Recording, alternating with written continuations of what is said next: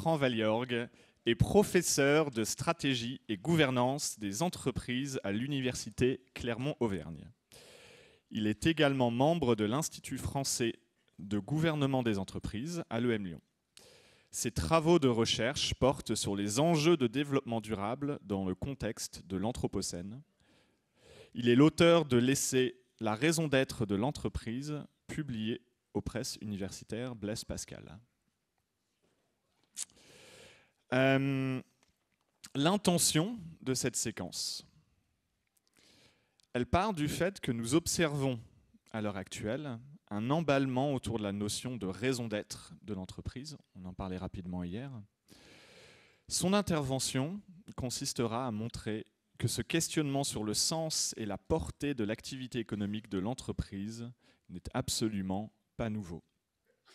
Et ça nous fait peut-être repenser à ce que nous racontait l'Institut des futurs souhaitables, Mathieu et Martin, qui est en fait plein de choses qui ne sont pas nouvelles du tout. Dès l'invention de l'entreprise au XVIIe siècle, cette question est présente. La raison d'être est en réalité une donnée historique et constitutive de l'entreprise. Cette intervention de Bertrand donnera une perspective historique à la raison d'être de l'entreprise afin de mieux souligner et saisir les spécificités du questionnement contemporain.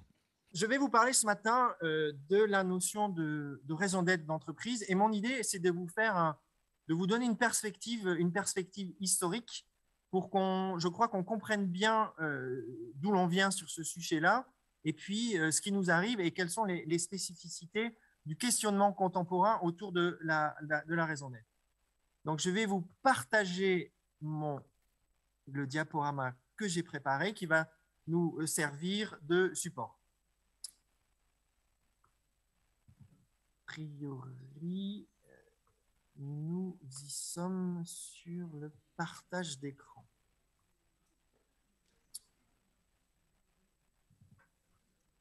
Alors, je fais le pari du temps long pour vous parler de raison d'être ce matin.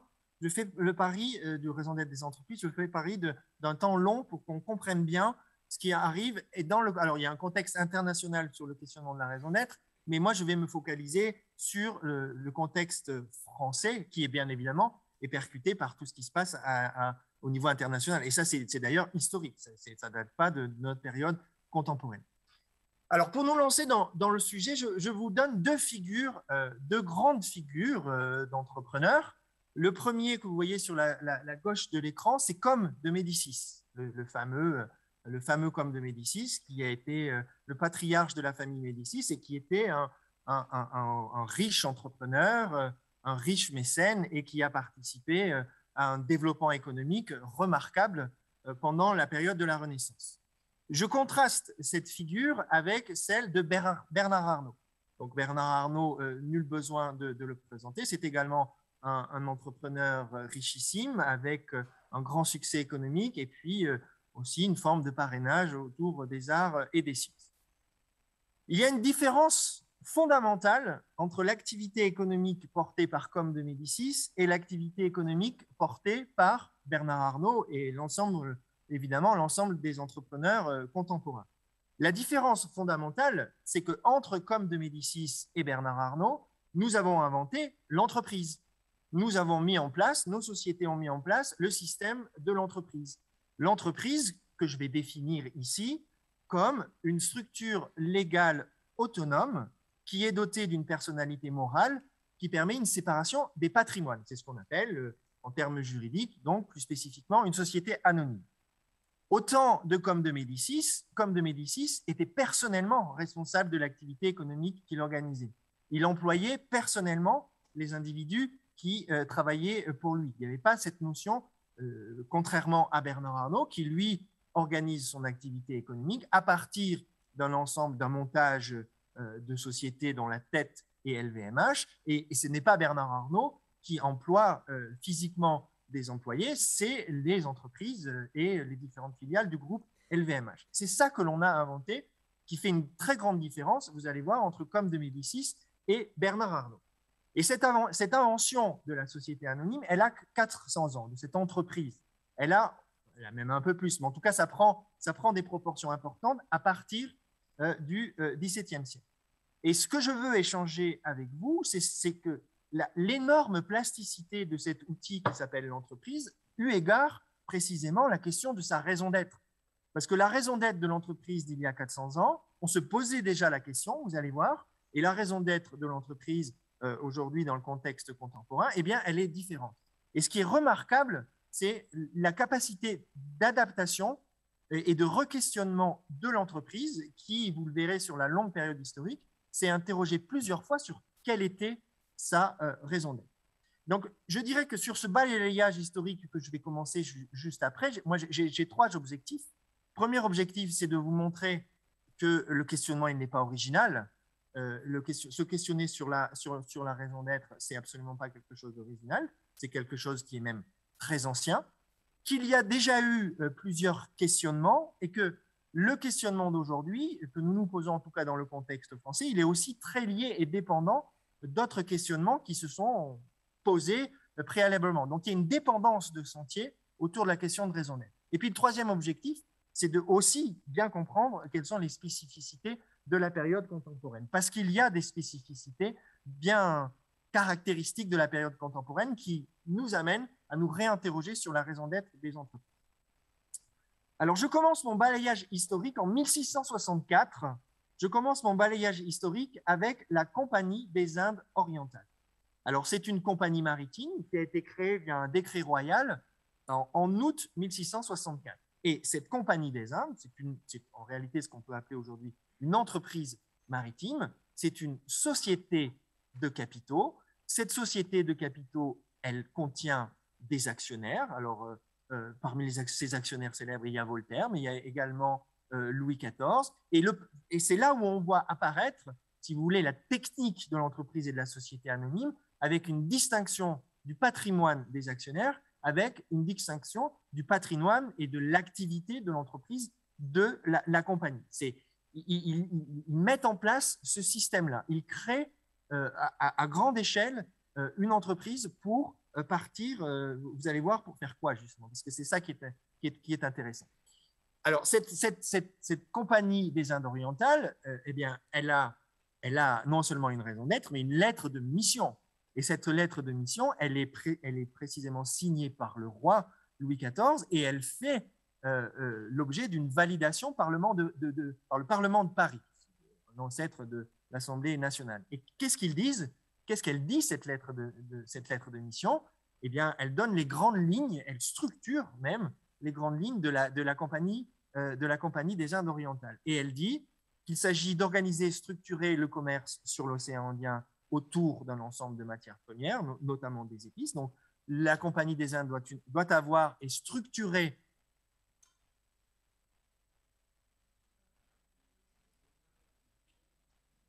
à grande échelle une activité et participer à la présence française sur les mers. Il y a aussi une vocation de diffuser la culture française et à ce moment-là, le christianisme. Et enfin, il y a quelque chose aussi qui est très important dans la lettre de mission de la Compagnie des Indes, c'est le progrès des arts et des sciences. Donc, vous voyez, la question de la raison d'être de la Compagnie des Indes, de cette entreprise, elle est fondamentale et elle est tellement fondamentale qu'elle est réglée et stipulée à travers une lettre de mission signée par Louis XIV. En termes de gouvernance, il est aussi très intéressant de voir que les administrateurs, les dirigeants de cette Compagnie des Indes sont également nommés par le pouvoir royal. Ce n'est pas les actionnaires qui nomment eux-mêmes et qui sont les administrateurs, mais c'est bien le pouvoir royal. Un élément important, c'est la fin de cette Compagnie des Indes orientales, parce qu'elle a été liquidée.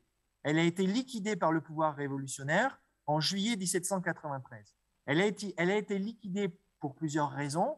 D'abord parce qu'elle était associée à des prérogatives royales, et ensuite parce que vous avez un certain nombre de personnes qui considéraient que cette Compagnie des Indes avait une activité beaucoup trop importante, avait une influence beaucoup trop importante, et qu'elle était dans une logique de domination et de monopole, et que cette situation n'était pas acceptable. Donc on liquide, on arrête tout simplement cette entreprise parce qu'on considère qu'elle est éminemment problématique.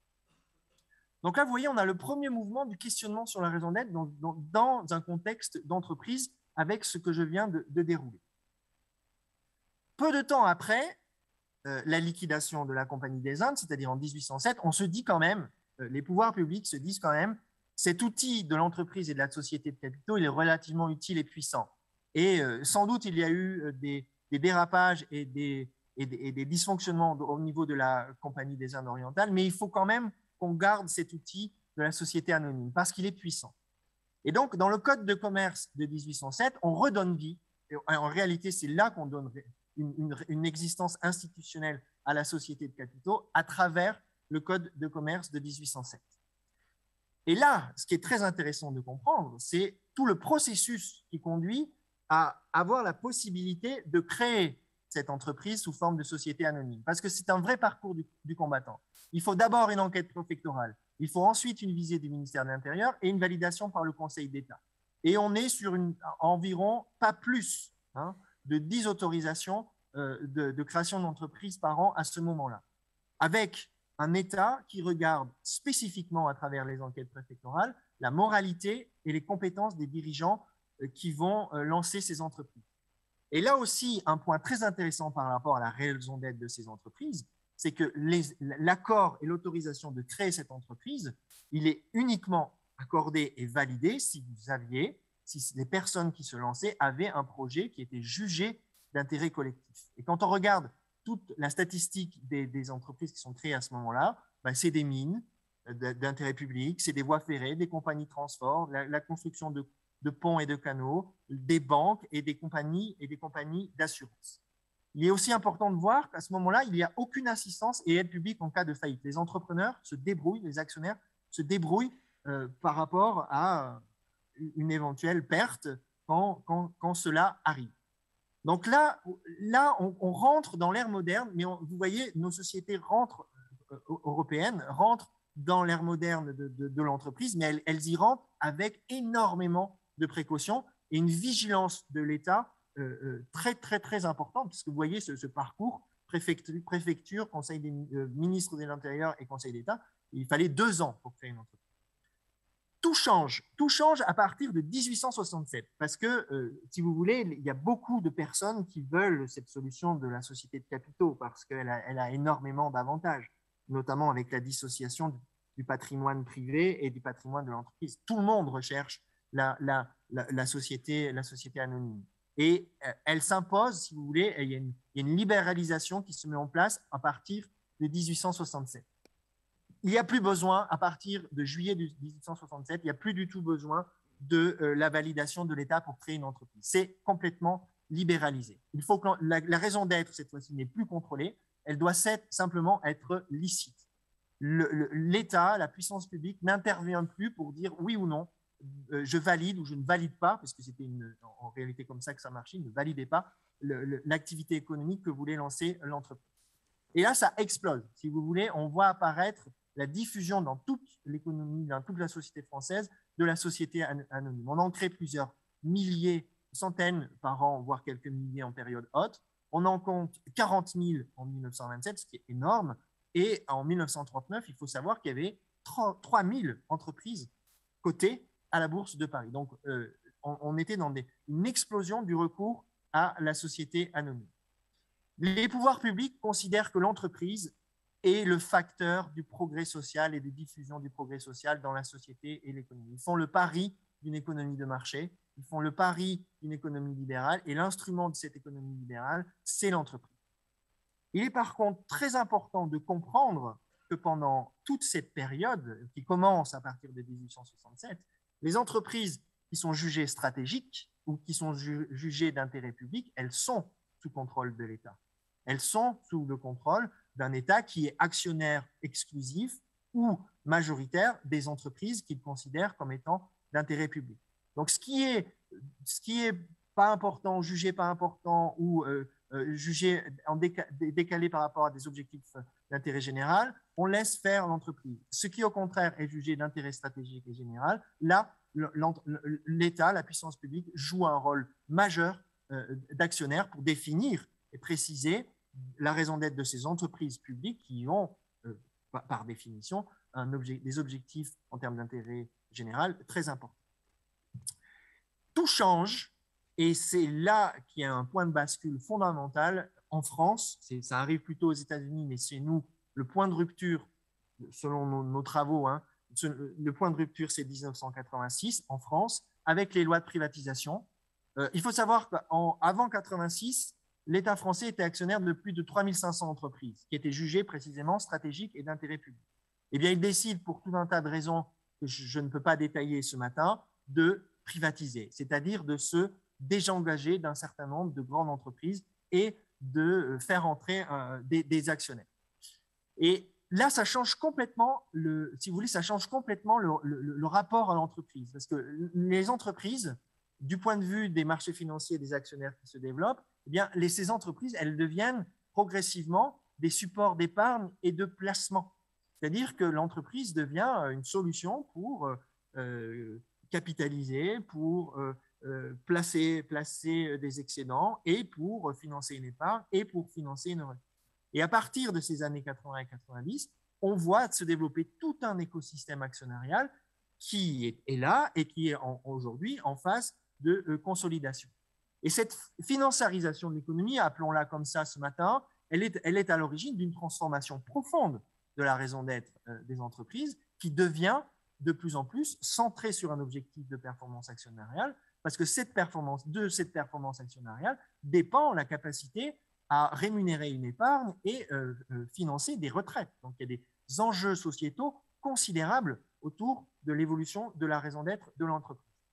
Et là, on a un basculement intellectuel dans les années 90, on a même un basculement patronal dans les années 90, parce que les dirigeants eux-mêmes valident cette vision actionnariale, cette raison d'être actionnariale de l'entreprise. Ils la valident aux États-Unis avec une prise de position très forte du Business Roundtable qui dit l'objectif de l'entreprise est bien de maximiser un retour pour ses propriétaires. Business Roundtable qui, au passage, en 2019, a complètement changé de pied. Et dans les années 90, 2000 et 2010, ils étaient complètement sur cette logique de la raison d'être centrée sur performance actionnariale. Et en France, on n'a pas échappé à cette évolution intellectuelle, pratique et politique de la raison d'être des entreprises avec le guide de gouvernance de la FED-MEDEF qui dit aussi ça, qui va et qui oriente l'entreprise dans l'objectif de performance actionnariale pour financer une épargne, des retraites et des placements. Il y a une évolution. Moi, je ne considère pas que c'est un point de bascule, mais il y a une évolution importante, significative, utile et qu'il faut prendre avec sérieux en 2019 avec la loi Pacte et l'ensemble des dispositions qui sont liées. Et avec cette loi Pacte, on re-questionne à nouveau frais la question de la raison d'être des entreprises. On ne l'a pas encore trouvée, on ne l'a pas encore définie. Mais ce qui est intéressant, je crois, c'est aussi de regarder qu'est-ce qui fait qu'aujourd'hui, on se repose à nouveau frais la question de quelle est la raison d'être de ces entreprises, de nos entreprises ou des entreprises. Il y a plusieurs raisons. Là, je n'aurai malheureusement pas le temps de toutes les présenter ce matin. Il y a d'abord un découplage du progrès technologique et social. On n'a jamais été aussi riche en point de vue de développement technologique, du numérique, des nanotechnologies, des biotechnologies, des technologies aérospatiales, technologies de mobilité. Et on a un foisonnement de technologies. Par contre, le progrès social, il est clairement en panne. Il est clairement en panne. On voit les richesses se creuser, on voit une paupérisation de la société. On a un découplage du progrès technologique et social. Et les entreprises sont questionnées par ça. On a un ensemble de dérèglements climatiques qui posent énormément de questions. Je ne vais pas y revenir parce que c'est des points que vous avez largement travaillé à la CEC. Le changement climatique est un driver puissant du questionnement contemporain sur la raison d'être. On a autre chose, en lien avec ce dérèglement climatique, une éco-anxiété, une lassitude administrative qui se développe chez les salariés. Donc, en interne, on voit apparaître un épuisement bureaucratique, on voit apparaître une perte de sens au travail et elle est couplée à aussi une forme d'éco-anxiété, c'est le terme que l'on emploie aujourd'hui, par rapport à ce changement climatique. Donc, ce que je veux dire par là, c'est qu'en interne, il y a des critiques, des attentes fortes de la part des salariés pour réinterroger le sens de ce que fait l'entreprise et de sa contribution. Il y a une montée de l'illibéralisme. Donc, ces difficultés, elles se traduisent politiquement. Elles se traduisent par des prises de position politiques, par des mouvements politiques, par des formes d'activisme qui sont contre les économies de marché ou qui sont contre le phénomène d'entreprise et qui sont en opposition à ce système-là. et qui rencontre des soutiens dans l'opinion publique qui sont aujourd'hui non négligeables. Je fais écho à un certain nombre de pays où des positions antilibérales sont clairement affichées, antilibérales d'un point de vue économique, mais aussi d'un point de vue politique. On a la question des héritages et des fermetures. Donc là, ça fait écho aux travaux de mes collègues clermontois également. Ils nous montrent assez clairement, je crois, qu'on est dépendant aujourd'hui d'un certain nombre de solutions technologiques, d'un certain nombre d'infrastructures qui sont problématiques par rapport aux défis qui sont devant nous. Et donc, la raison d'être, c'est aussi arrêter des choses. C'est aussi mettre un terme à un certain nombre d'activités. Et ça, vous le savez, vous êtes dirigeant et dirigeant de l'entreprise, arrêter une activité ou cesser une activité, c'est vraiment quelque chose de très compliqué, de très perturbant d'un point de vue économique, évidemment, mais aussi d'un point de vue identitaire. Il y a des questions très, très sensibles liées à ce mouvement-là.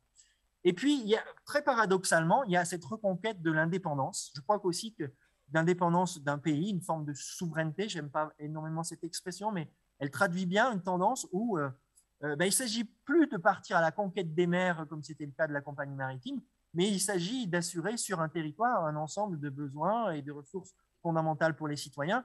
On comprend aussi aujourd'hui qu'une globalisation ou une extension considérable des chaînes de valeur, ça pose un certain nombre de problèmes pour la souveraineté d'un pays et d'un État. Et la raison d'être aussi est interpellée par ce phénomène. Voilà, il me faudrait un peu plus de temps sans doute pour aller sur ces 6 drivers, je ne sais pas comment dire, mais ces 6 sources ou ces 6 points de tension ou ces 6 points de transformation qui font qu'aujourd'hui, on se pose à nouveau frais la question de la raison d'être des entreprises. Pour terminer, un point, ça ne peut pas être une synthèse, ça ne peut pas être une conclusion, donc j'essaie de poser un certain nombre d'abord un bilan historique et puis de dire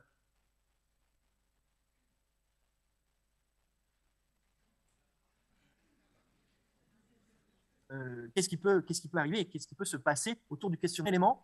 Je pense que ces 400 ans que je viens de balayer de manière beaucoup, beaucoup trop rapide, elles nous apprennent, ce balayage nous apprend une chose, c'est qu'à chaque fois qu'il y a un questionnement sur la raison d'être, c'est le marqueur d'un changement profond, historique et de grande ampleur. À chaque fois que le questionnement réapparaît, il se passe des choses importantes dans la société, dans la société française, mais plus généralement dans ce qui se passe dans d'autres équilibres. Donc, c'est un marqueur d'évolution historique, irréversible, qu'il n'est pas possible d'arrêter. Donc, je vous dis, je pense que vous en êtes convaincus, que la question de la raison d'être n'est pas qu'une mode, elle est la traduction d'un questionnement beaucoup plus profond sur l'avenir de nos sociétés et le sens de l'activité économique. À chaque fois, les grandes étapes que j'ai repérées, à chaque fois, il se passe des choses de grande ampleur. Deuxième élément, en aucun cas, ça ne veut pas dire que je suis contre cela, bien évidemment, mais en aucun cas, ce questionnement autour de la raison d'être, il peut se résumer ou se solder par des labels ou des belles intentions. C'est-à-dire, on a besoin des labels, on a besoin d'un certain nombre d'éléments, mais ces éléments-là, ils ne suffisent en aucun cas. Enfin, ce n'est pas le niveau de réponse adapté. C'est un point de départ, c'est un horizon que l'on peut ouvrir, mais ce n'est pas un point final dans l'évolution et la transformation de l'entreprise. Ce qu'il s'agit bien, c'est de redéfinir, de transformer les finalités de l'entreprise et ses modalités opérationnelles. Donc, on peut le faire avec un label, mais on n'en a pas forcément besoin. Le label peut être utile, mais en tout cas, ce n'est pas la réponse, en aucun cas, c'est la réponse définitive au questionnement auquel nous devons faire face, à l'ensemble des questions auxquelles les entreprises sont confrontées. Si on regarde également le temps long, il y a quelque chose de très intéressant et qui, à mon avis, il faut bien noter. Parce qu'aujourd'hui, si vous voulez, c'est les entreprises qui définissent leur mission. Et ça, c'est très nouveau, parce que l'on définisse quelles sont les missions et la raison d'être des entreprises, ça, on l'a vu. On a vu que ça a déjà été le cas. Mais c'était, si vous voulez, c'était édicté et cadré par une autorité supérieure, qui s'appelait soit un pouvoir royal, soit un État. Un État qui définissait, dans le cadre des entreprises où il est propriétaire actionnaire minoritaire, il définit la raison d'être de ces entreprises. Il oriente, il cadre. Le pouvoir royal a dit, voilà ce que vous devez faire, la compagnie des Indes orientales. Eh bien, aujourd'hui, il y a une forme d'évolution importante qui, à mon avis, doit être regardée de très près, c'est que l'entreprise elle-même se dote d'une mission. Il n'y a plus le missionnaire, en fait. Et ça me semble ouvrir il faut avoir conscience de ça. Ça nécessiterait sans doute un peu plus d'éléments. Donc, on comprend bien qu'il s'agit de se mettre au service d'un intérêt supérieur, mais à chaque fois que les entreprises se sont mises au service d'un intérêt supérieur, il y a quelqu'un qui était garant de cet intérêt supérieur. Et aujourd'hui, on ne voit pas ce garant, si ce n'est de dire c'est les marchés financiers qui vont être les garants de l'intérêt supérieur. Je pense qu'on peut douter de ça, ou en tout cas le questionner, c'est certain. Donc là, il y a un point de réflexion que l'histoire, me semble-t-il, met bien en évidence entre le missionné et le missionnaire. Les éléments plutôt. Donc, on peut aussi envisager, dans la perspective historique, c'est qu'on peut tout à fait envisager un durcissement. C'est-à-dire que le pouvoir politique peut reprendre en main cette question et il peut la prendre en main de manière beaucoup plus brutale que ne l'a fait la loi Pacte, qui est une loi réformiste, qui est une loi bienveillante, qui est une loi d'ouverture. Mais on peut très bien, et historiquement on l'a vu, le pouvoir politique peut reprendre la main et peut arrêter la société anonyme. Paf, c'est ce qu'on a vu au moment de l'épisode révolutionnaire. Il pourrait refuser des autorisations de création d'entreprise. Il pourrait mieux contrôler la moralité, les compétences des administrateurs. Bref, on sent bien, on pressent bien, et historiquement ça a déjà été le cas, qu'il peut y avoir un durcissement politique autour des questions de la raison d'être des entreprises et de leurs mécanismes de gouvernance. Et puis ce qui me semble être nouveau, par contre, et spécifique au questionnement contemporain, c'est qu'il y a effectivement, je pense qu'il y a un certain nombre d'activités économiques qui sont condamnées du fait du dérèglement climatique et du phénomène d'anthropocène. Donc on a ça devant nous, et ça aujourd'hui, c'est vraiment un questionnement qui est propre à notre époque contemporaine. On ne se posait pas cette question-là de manière aussi claire et aussi ouverte. Qu'est-ce qu'il faut garder? De quoi va-t-on avoir besoin? Et qu'est-ce qui est plus compliqué à garder? Moi, j'avoue que je n'ai pas les réponses à cela. C'est des questions extrêmement difficiles à dire qu'est-ce qui est utile, qu'est-ce qui ne l'est plus. Moi je ne peux pas vous dire, a priori, comment ça peut marcher. Mais on voit bien que ce questionnement, il est en train d'émerger aujourd'hui. Quelles sont les activités économiques dont on a besoin? Quelles sont les activités économiques qui sont au contraire problématiques? Et la société apporte parfois, certaines formes d'activisme apportent des réponses très tranchées à cela, et ça me semble être une voie d'avancée qui elle-même est problématique. Ce qu'on voit et aussi qui va, à mon avis, profondément évoluer, c'est la notion de performance des entreprises. Comment on va évaluer la performance demain? Dans ce nouveau contexte que je viens d'évoquer, la performance ne pourra plus être une performance financière économique. C'est certain que la question de la performance va s'élargir. On va regarder des critères beaucoup plus larges et on va s'équiper pour cela. Il ne s'agit pas d'aller seulement sur des critères ESG assez génériques. On va aller vers de nouvelles formes comptables. On va aller vers de nouvelles modalités comptables. La comptabilité, elle aussi, elle a beaucoup évolué sur le parcours de l'entreprise. Là, on sait aujourd'hui qu'on a un point d'évolution important sur la comptabilité. Et puis, dernier point qui me semble être important de prendre conscience et qui donne de la spécificité au questionnement contemporain. Donc, le changement, la pression de changement, elle vient de l'externe, ça c'est évident, mais elle vient aussi beaucoup de l'interne. On a des prises de conscience citoyenne, on a des salariés, là on a un phénomène tout à fait nouveau dont vous avez peut-être entendu parler qui s'appelle les collectifs. Vous avez des salariés en interne qui se mobilisent pour, en dehors de toute affiliation syndicale politicienne, c'est les salariés qui se mobilisent eux-mêmes pour dire il faut que notre entreprise évolue, on l'a très bien compris, quelles sont les solutions, est-ce qu'on va assez vite, qu'est-ce qu'on peut faire. La force de changement, le levier de changement, il est aussi en interne et il est en train de se structurer. Donc ça aussi, ça donne un caractère original au questionnement contemporain avec la partie prenante salariale. En tout cas, certains, notamment les jeunes générations, sont très actifs sur ce questionnement. Voilà, en termes de PowerPoint, Serge Ami de la Convention des entreprises pour le climat, les éléments que je pouvais présenter. Je suis bien évidemment allé beaucoup trop vite sur certains points, mais je suis convaincu que ce panorama historique, il est utile pour pas tomber dans certains pièges du questionnement contemporain que nous avons sur la raison d'être des entreprises et pour aussi bien comprendre les spécificités de la période contemporaine pour ne pas passer à côté, je dirais, des vrais enjeux.